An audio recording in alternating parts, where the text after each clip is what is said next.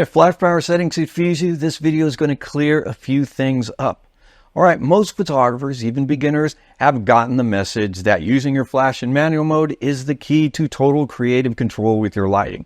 But manual flash power settings might be a little confusing, especially since different manufacturers display those settings differently. Now, if you've only been shooting in TTL mode, manual settings might be totally unfamiliar to you. But don't worry, by the end of this video, you'll understand how manual flash power settings work, and you'll be able to select the right setting no matter what type of flash or strobe you're using. All right, let's talk about why flash power settings are so important. Look, flash photography is all about adding light to a scene to get the look that you want. You might use flash as the main source of lighting for your photo, and you might use it to balance out the ambient light, like when you've got strong backlighting or on your subject and your subject might be kind of dark or in the shadows. You can use flash to brighten them up. Or you might use flash for, enhancing a portrait or some special effect. Either way, the intensity or the amount of light coming out of a flash can be dialed up or down by adjusting your flash power setting. If you're doing this using manual settings, you'll have complete and consistent control over your lighting in your shots. And if you use TTL for flash, the flash power setting is going to be adjusted automatically for you. One way or the other, the flash power setting is going to need to be adjusted based on the situation. Most flash units allow you to adjust their output from full power all the way down to 1/28th power. And you need the ability to adjust power settings because you wouldn't want to use full power all the time. If you did that, you'd drain the battery faster, you'd have longer recycle times, and usually full power is just too strong for most portrait setups. For example, I typically use an 1/8 power or a 1/4 power on my speed lights for the key light, or 1/16th power if I'm using a more powerful strobe. Your choice of power settings is going to depend on things like the distance from the light to the subject, the type of modifier you're using, and your camera settings. Now, every setup and situation is different, and that's why we need to use different power settings at different times. All right, now here's a quick look at how power settings are typically displayed. Full power is displayed as 1/1. The next step down is half power, displayed as 1/2, and then you've got 1/4 power, an 1/8, 16th, a 32nd, a 64th, 1/28th, and some offer 1/256 and 1/512th power settings. And you can see each setting is 1/2 the previous setting. And that lines up with the way everything works with photography, lighting, and exposure. Light is measured by cutting it in half or doubling it. Now, some brands like Profoto and Westcott use integers instead of fractions to indicate power settings. Profoto uses 10:1, 10 being full power and 1 being 1/512th power, while Westcott uses 9:1. So for every full integer you move down the scale, you're cutting the power in half. So with Westcott, 9 is full power, 8 is half power.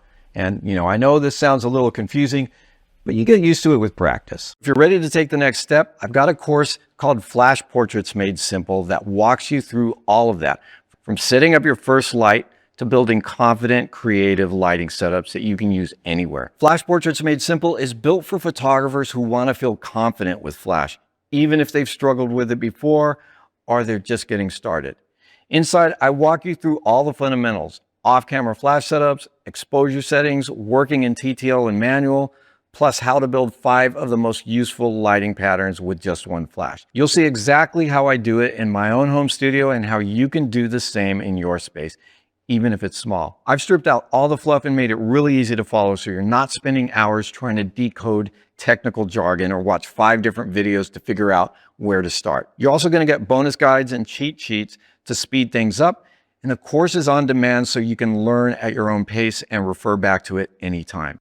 Okay, so there's just one thing that I should mention. Now, remember how I said that we measure exposure and light power settings by doubling or cutting the light in half?